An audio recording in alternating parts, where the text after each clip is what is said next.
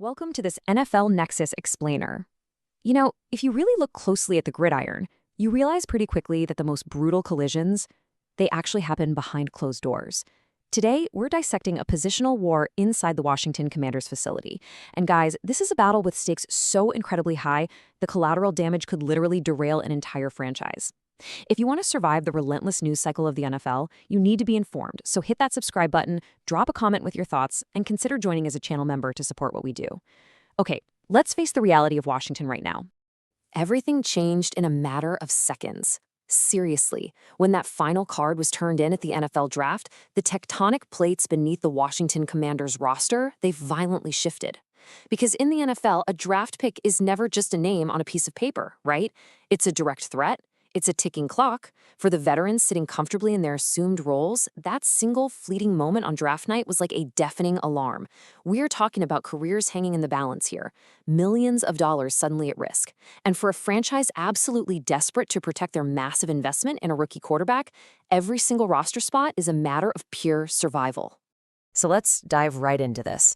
The central conflict here isn't just about who catches the football. It's about who survives the cut when the pressure reaches an absolute boiling point. We're looking at a high-stakes positional battle at wide receiver that is undeniably going to define the survival of the Commanders' offense this year. You've got an established hierarchy that is just crumbling, an offense under David Blau searching desperately for an identity. Now, Terry McLaurin, he's the undisputed king of this receiver room for sure, the true WR1. But beside him, behind him, it is absolute chaos. And emerging straight from that chaos is a third-round rookie who's quietly positioning himself to execute a complete takeover. Just look at the sheer contrast in physical profile and pedigree here. We are hyper-analyzing a literal David and Goliath scenario playing out in real time. On one side, you have the incumbent, Treylon Burks, a former first-round draft pick, a guy who entered this league surrounded by deafening hype, expected to be this physical titan who could just bully defensive backs. And on the other side, Antonio Williams out of Clemson, selected in the third round.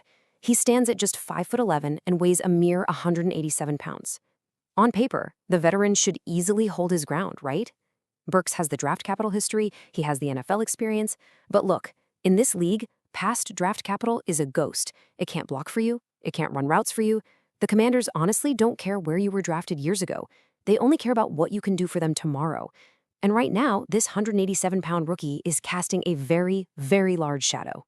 21. I really want you to just sit with that number for a second. 21. That's not just some random statistic. That is Antonio Williams' career touchdown total at Clemson. 21 times he found the painted grass in one of the absolute most competitive conferences in college football. You see, in the National Football League, front offices, they don't just watch highlight reels, they obsess over habits. And scoring is a habit. Finding the end zone when the field shrinks, when the defense tightens up, when every single defensive back is playing with absolute desperation, man, that requires a microscopic level of spatial awareness. This single glaring detail, this undeniable nose for the end zone, is exactly what caught the Washington front office's attention. They saw a player who simply knows how to finish the job.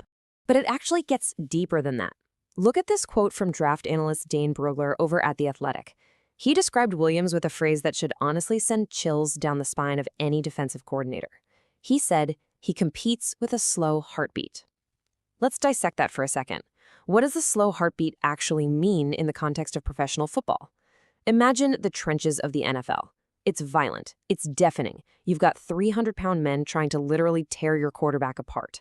Linebackers are disguised. Safeties are rotating at the snap. It is absolute chaos out there. To process that level of chaotic violence, to read the leverage of a slot defender in a fraction of a second, adjust your route and catch the ball cleanly, you need internal ice. You cannot panic. While the stadium is screaming, Antonio Williams operates in total silence. That calm, that devastating processing speed, that is an incredibly rare trait for a rookie. And well, that brings us to the agonizing reality of the man he's hunting, Treylon Burks. Pre-draft, Burks held that WR3 role. It was his to lose. But man, his grip is rapidly fading. The tragedy of Treylon Burks in Washington isn't just about talent. It's really about availability. Chronic health issues have just completely plagued his ability to simply stay on the field. And let's be real, you cannot defend your job from the training room. And the brutal truth, even when Burks has been healthy, he's kind of failed to leave a lasting impression. The explosive plays just haven't materialized. The consistent separation hasn't been there. He's a veteran watching a hungry, precise rookie run his routes, catch his passes, and systematically dismantle his job security. And the hype surrounding Williams, it's not just local noise. It's echoing across the entire national media. Field Yates over at ESPN painted this incredibly vivid picture, calling him tough, reliable, good after the catch, selfless, and with strong hands. Yates actually went as far as to say Williams gives the Commanders a potential WR2 right next to Terry McLaurin. Think about that. A third-round pick, potentially vaulting completely over Treylon Burks and becoming a foundational piece of the entire offensive structure. They are legitimately viewing him as a massive draft steal, a revelation in the slot who can stabilize the entire receiving core. But come on, in the NFL, nothing is ever that simple. Just when the narrative seems perfectly written, the illusion sort of shatters. The warning. Behind the closed doors of rival front offices, this really chilling realization is beginning to surface. There are whispers from the shadows of the league suggesting that this rookie sensation, this draft day steal, well, he might not be the complete savior Washington so desperately needs. Just listen to this blunt, super unforgiving assessment from an anonymous NFL executive reported by Mike Sando of The Athletic. He says, slot guy, solid guy, 40 time is way faster than play speed. But he is fast. He can probably play a little bit outside. Solid pick. They need a bigger player, more size. Wow, this is basically a bucket of ice water on the Antonio Williams hype train. That executive completely strips away the romance of the draft steal.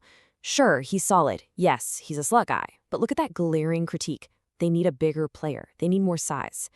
At 5'11" and 187 pounds, Williams just doesn't solve Washington's fundamental lack of physical dominance on the perimeter. He doesn't give them that massive, towering target who can win purely on physical superiority.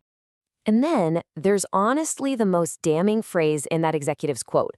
It highlights the cinematic tension between a stopwatch and reality. A 4.41 40-yard dash versus actual play speed. Now, on a track, running in a straight line in shorts and a t-shirt, Antonio Williams is an absolute blur. A 4.41 is elite speed. But the executive warned that his 40 time is, quote, way faster than his play speed. So why does this matter? Because football is not a trap meet. Play speed is how fast you move when you're strapped up in pads. It's how fast you move when you have to process a complex zone defense, stick your foot in the ground, and change direction while a 220-pound safety is bearing down on you. If your play speed doesn't match your track speed, those tight windows in the NFL, they snap shut before you even realize they were open. The executive is essentially warning that Williams might not be able to simply outrun NFL defenders. Let's move to the timeline of how this offseason has unfolded, because it perfectly reveals the mounting, suffocating pressure inside the organization. Pre-draft, Treylon Burks is the assumed WR3. The waters are pretty calm. Then, round 3 hits. Antonio Williams is drafted, and the ripples suddenly turn into massive waves. The competition is fiercely on. But look at the present moment, the final phase of this timeline, the Ayuk trade standstill. Every single day that passes without a resolution, the tension just amplifies. Every unresolved move is a massive weight pressing down on both Williams and Burks. Because Brandon Ayuk is the phantom haunting this entire battle. The Ayuk shadow looms so ominously over the Commanders' facility right now. The rumors simply will not die. The San Francisco 49ers are waiting for trade offers, and they are showing absolutely no signs of just releasing him.